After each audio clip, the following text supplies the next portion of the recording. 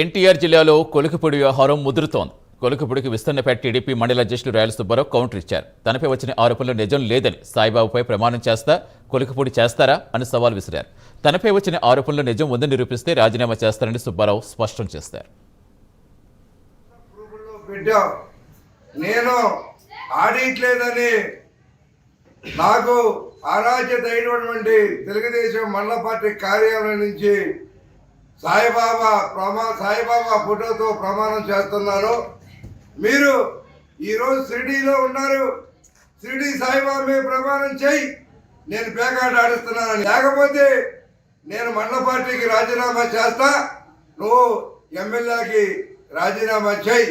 ఈ సవాళ్ళు నువ్వు స్వీకరించు. గారు, నేను కొండపర్వలో పేకాట ఆడేస్తున్నానని నువ్వు స్టేటస్లు వాట్సాప్ గ్రూపుల్లో పెట్టావు. నేను ఆడలేదని నాకు అరాజ్యత